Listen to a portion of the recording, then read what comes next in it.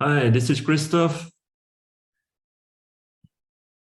together with Justine on our podcast. So what's the topic of today, Justine?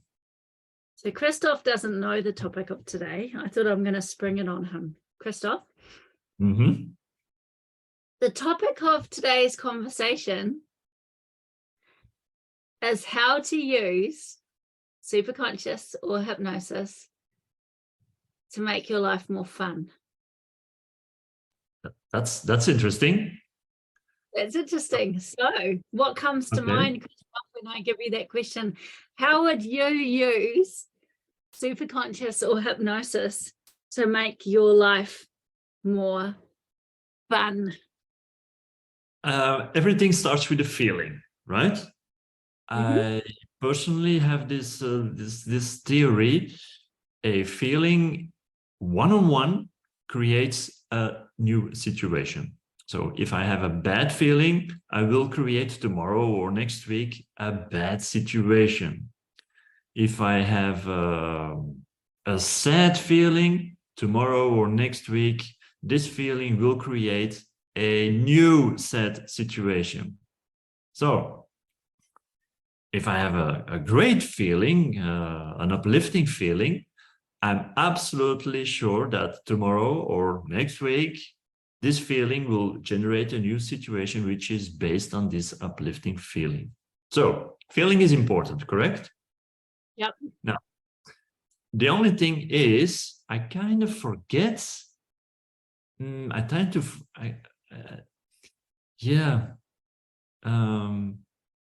these feelings are sticking too long in my system. So when I'm angry, I'm not angry for 3 seconds. I'm kind of angry for an hour or maybe 2 hours, which is not well, because we all know that if you have 17 seconds of a certain feeling, it will generate a new thought. And that new thought can also generate a feeling. So the spiral goes down when you're having about time too long a bad feeling. So the thing is, I need to be aware more. How do I feel? If I feel great, let's enjoy it. If it is a feeling that I don't want, I need to shift it. And I need to shift it quick. So there's lots of things. You may give us some ideas how to shift a feeling, but from the moment I shift a feeling, I can choose for another feeling, something which I like. And then I know, okay, absolutely 100% sure that this feeling will give me a better life, a better opportunity, a better situation. That's how I think. Now, what's your idea? I'm thinking the same thing. When I thought of this idea a moment ago, I didn't even know where the conversation would go. But what I was thinking just now when you were talking was, Christophe, right now, I don't need to know what it is, but if you were to think of something that made you smile, or a place that you really like to be, and you closed your eyes and you felt that, can you feel it? Absolutely. Yeah. I'm already doing it. So when you're already doing it, if you were to take your hands and just slowly rub them together as you feel that feeling, so just slowly rub your hands together as you're feeling that feeling, will create that connection between the feeling that you've got right now, smiling, make it super strong, and the rubbing of your hands, right? Okay. So make it so strong that you're already grinning. So have you created that connection between your hands rubbing? Absolutely. And that feeling. And now open your eyes. Yeah. Now I want you to think about something really shitty, something that you don't like. What's something that you don't like? Okay. Yeah. You got something out? And now I want you to rub your hands together. And I want you to see what happens when you rub, you're going to smile already. When you rub your hands together, does it make you think about that thing that you were thinking about before? Absolutely. Yeah. So when you were talking to me about, and people that are listening to this can have a little play with that. maybe have a little play with thinking about something that makes them smile or laugh, and anchoring in something like of the rubbing of the hands, so that if they are having a dumb shitty day or something like that, they've got something they can turn to. Because I mean, even in the supermarket, they could rub their hands together if they weren't feeling that good, and it would instantly make, like what Christophe did, he started smiling. So that's what, when you were talking about how it starts with a feeling, I just thought, let's just anchor in the feeling for people to see how they could probably change a feeling. So can we generalize this? Does this mean that I have to do something in my mind to make me feel angry or happy? Well, yes, I think that there is a sequence to it. So, like, to feel angry, we've been triggered. So we've been triggered, whether it's by an external stimulus in our environment that we don't even know about, or whether someone said something, or whether we've had a thought pop in, which is usually triggered from the environment. Something happens to make us feel a certain way. But in saying that, those feelings always come from inside of us. So, so to me, the idea of anchoring or rubbing the hands together, we probably wouldn't even need to do that if we had the ability just to, we practice shifting states. But for me, having something physical to do to shift it starts the process of learning to manage the feelings we have inside of ourselves. Do you know what I mean? It's much easier than physical. I wanna do something. So you're the guinea pig now. Do something to me. Think about a sad situation. Me. A sad situation. Right here. Do I have to think about it with my eyes closed? Do I close my eyes? No, I don't care. Okay. It's very hard thinking about something sad with you there, Christophe. Okay. I'm going to have to close my eyes. Okay, I'm going to have to close my eyes. Okay. Yeah. Now, open your eyes. Think something funny. Just right there. How many seconds did it take you to feel bad? And how many seconds did it take you to shift the feeling and do something else? Pretty quick. Pretty quick. Now, so it's possible to shift the feeling really quick, correct? Completely. The only thing is, and that is a big problem I have, is how can I remind myself, or how do I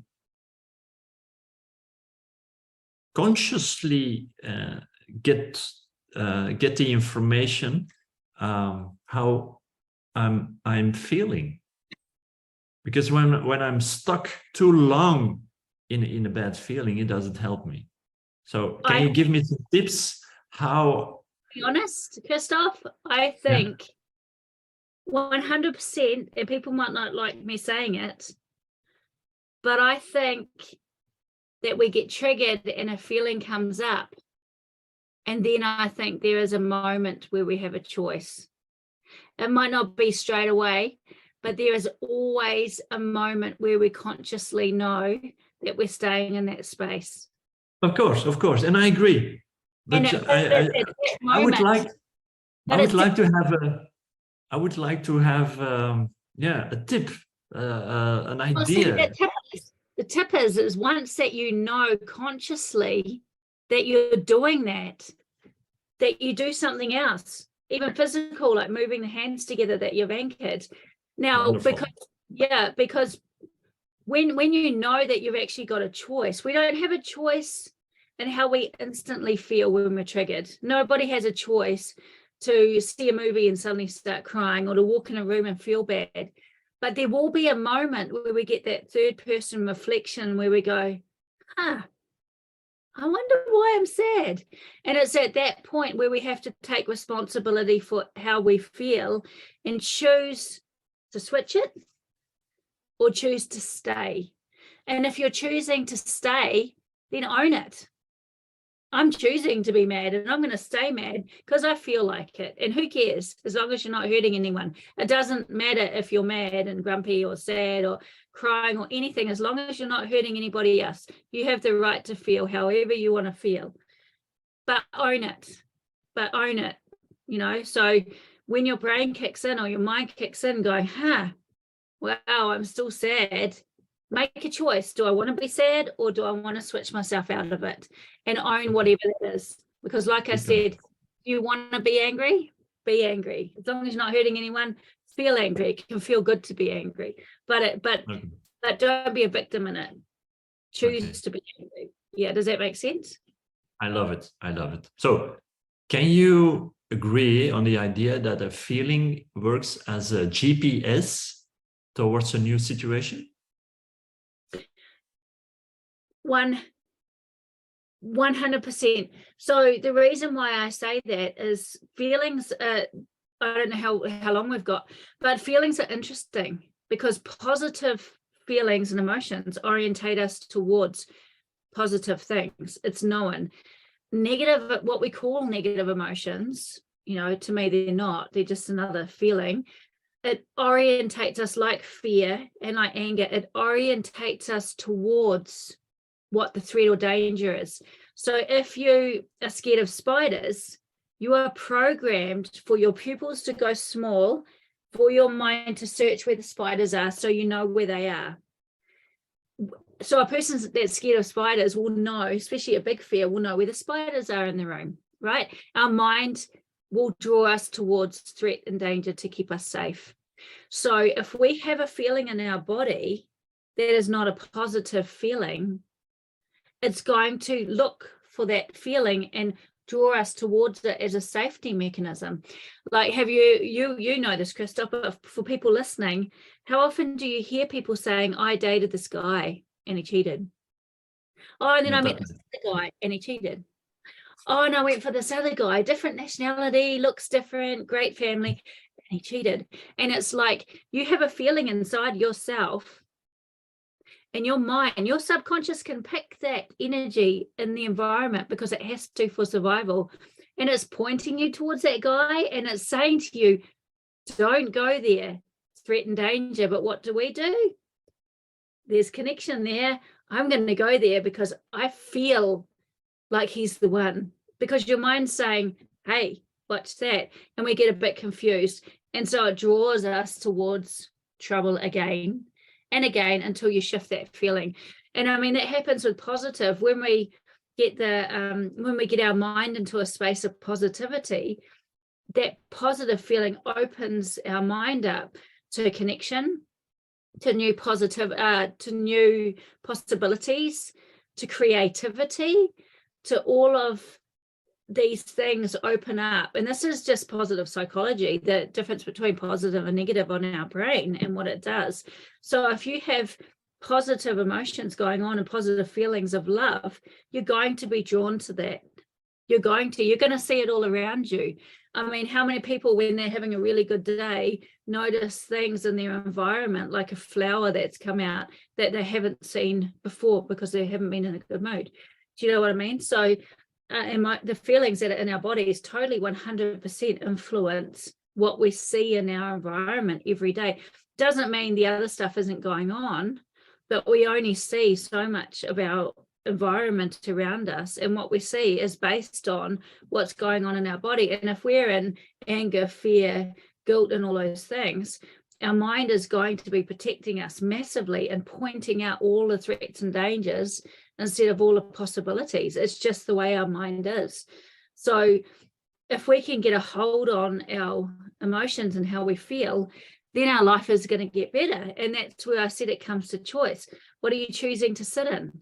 Like if someone's hurt you and you're sitting there going on about how they hurt you, is that affecting them or is that affecting your life? Because I can pretty much tell you the person that hurt you is probably having a really good life while you're drawing in more hurt and more hurt and more hurt. Yeah, it's not easy to always shift stuff, especially trauma. Get help if you can't shift stuff. If you struggle to go from not in a good space to in a good space, okay, it's easy for me to say that I've done a lot of work. Same with you, Christophe. There's a lot of people listening that won't have the ability probably to shift into a good space because of trauma. That's when you get help. Like, come to me, come to Christophe, come to someone that works in a way where we don't sit and delve in the past. We just shift stuff out of the body and move forward. Get yourself into a space that you can control what your mind is pointing you towards. You know, it doesn't have to be always in the past and sitting in that yuck stuff. Like I said, it's easy for me to say, just change the feeling. But if you can't just change the feeling, then actually get help. Like, go and see someone and get yourself into a space where you're back in your body and you have a choice. Yeah. Wonderful. So shift the feeling and your reality will also shift, correct? 100%. Has to. Wonderful. Over Great and out. That's exciting. So for our listeners, if you have another topic to be discussed or you have an idea, let us know, reach out, and we'll have a go. So thank you so much. Yeah.